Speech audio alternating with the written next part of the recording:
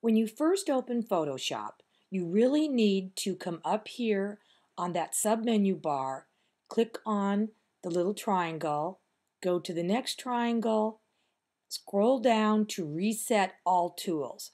Then you will go back to Default. The dialog box will come up and ask, do you want to reset all tools to the default settings? Click OK, because yes, you do. Now, on this tutorial, what we're going to do is discuss some of the foreground and middle ground, such as trees or bushes. As you see, I have a tree right here, but it really isn't a very pretty tree. It just kind of or a bush, kind of just looks like a glob of stuff. So you want to make your bushes as realistic as you can. One of the ways to really make your bush look realistic is to add colors that are in different values.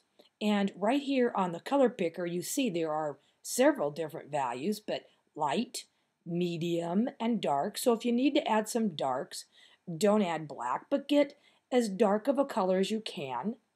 And then you can come in with your paintbrush, and it really doesn't matter what paintbrush tool you have, because all you're really wanting to do is to just add some color, some different values. So I'm going to go onto my bush layer right here and just stick in some darks, just in a few places, because on bushes, it's especially dark at the bottom of the bush and inside where the light or the sun doesn't shine, where the sun don't shine.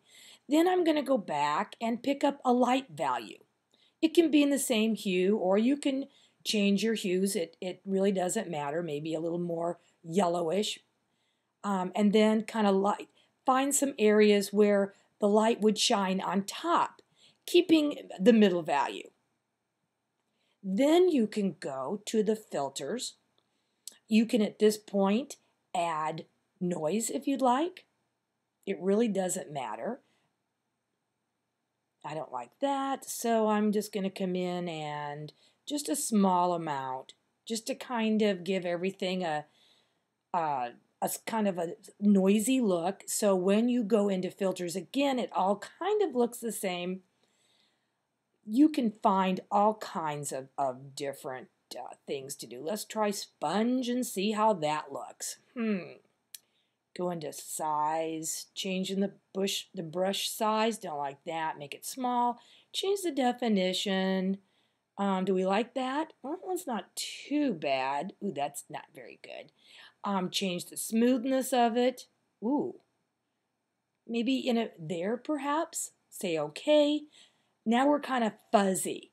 And that's all right, because you can keep going over and over this until you get something that you like. Go back into filter. This time let's try liquify.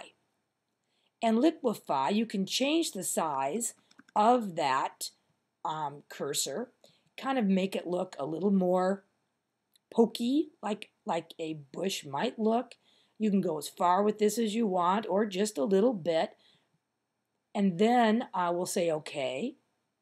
Oh, that looks a little strange. So go back into filter again. Find a different filter. Let's try glass this time. Oh, you don't want it to look too weird. You want to try to make it look as somewhat realistic as you can. But you're just going to have to get in here and just kind of play around, have fun with it. Try the canvas one. Rather interesting. Say okay. Now you can go into your eraser if you want and pick maybe a soft edge, making it a little bigger here, and come in and maybe just kind of erase out your edges so it looks more bush-like. And this isn't the perfect way, but it is a different way, and it's one way. Then you can come in and kind of find some areas where, bushes have negative space in there. You could find some negative space at the top. If you want to create another bush, you can come into this one right here, come up here to the upper left hand or upper right hand part of the layers palette and select duplicate layer. Say okay. Now I've got 2 of them, so I can click on my cursor and click over here. And oh look, we've got another bush. I can say Command T. I can make this one smaller. I can put it to another side here. Double click to release it. You can come up here to Image, Adjustments, Brightness and Contrast, and play with the brightness and the contrast, and so that you can change up this bush and make it lighter or darker. There we go. We can even go back into Image, Adjustments, and go to Hue and Saturation, and we can even change the colors on this. Now remember, we don't want to go psychedelic, but it's just a way of kind of changing the colors up and making things a little different. We also can go back to Command T and take one side and turn it so that it's a different direction from the others. We could even have one of them in front if we wanted to make it look like more trees or more bushes, whichever way.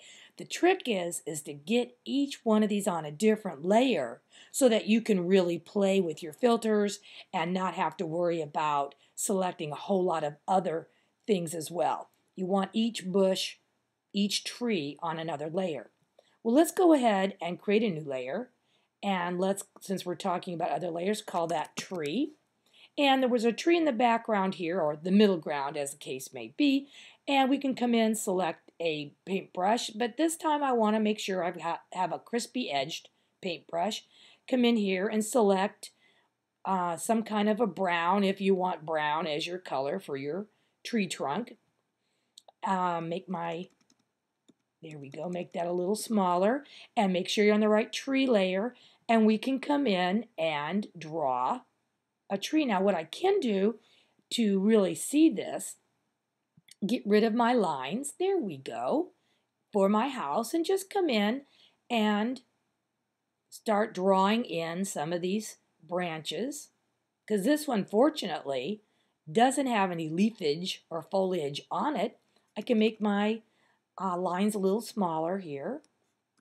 So, and this is kind of fun, putting in these leaves. Oops, that one went bigger. Or putting in these branches and the smaller twigs. And you don't have to make it perfect, but just kind of follow what's already there. And if you want leaves, of course, you can go into a different layer and put your leaves in. And that's all I'm going to do for now, because I can sit here for a long time and bore you to tears. There we go.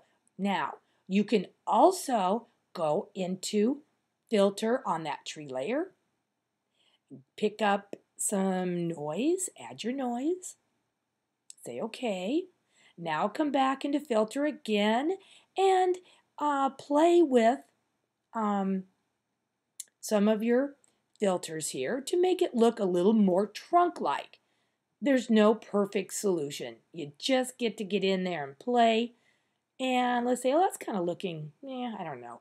Change your texture to maybe canvas or sandstone. You can change your scaling. You can change the relief. You might not even like this filter at all. Go to plastic wrap, see what you've got. Poster edges, smudge tool, watercolor, under painting, sponge, dry brush. Okay, I'll stick with dry brush. Okay, now it looks a little different. If you want, you can even go back in and use your gradient tool on this to select lighting from the bottom. How would you do that? Select your magic wand, click. Well, that doesn't click. The